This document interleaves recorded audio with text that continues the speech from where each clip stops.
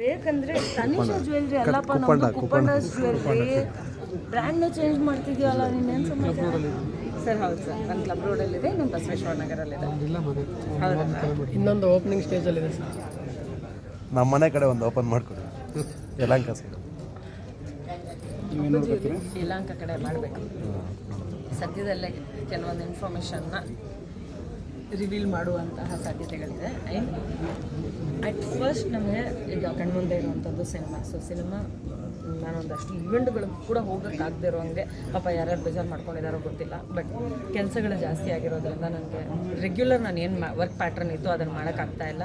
Because ಕೋಣ cinema ನನಗೆ ಕುಪ್ಪಣ್ಣಸ್ production ಹೌಸಿಂದ ಬರ್ತಾರಂಥ ಮೊದಲನೇ ಸಿನಿಮಾ ಆಗಿರೋದ್ರಿಂದ ಅತಿಯಾದ ಪ್ರೀತಿ, ಹೆಚ್ಚಿನ ಕೆಲಸ, ಹೆಚ್ಚಿನ ಜವಾಬ್ದಾರಿ ಇಷ್ಟೆಲ್ಲ ಇದೆ. ಸೊ ಹಾಗಾಗಿ ಸ್ವಲ್ಪ ಆ ಕಡೆ ಜಾಸ್ತಿ ಕಾನ್ಸಂಟ್ರೇಟ್ ಮಾಡ್ತಾ ಇದ್ದೀನಿ. ನಾನು ಎಲ್ಲೆಲ್ಲಿ ಹೋಗೋಕ್ಕಾಗಿಲ್ಲ ಅಂತ ಯಾರಾದರೂ ಏನಾದರೂ ಬೇಜಾರು ಮಾಡ್ಕೊಂಡಿದ್ರೆ ಅದು ಸಾರಿ, ಬೇಜಾರು ಮಾಡ್ಕೋಬೇಡಿ. ಒಂದು 2 ಸದ್ಯಕ್ಕಿದೆ.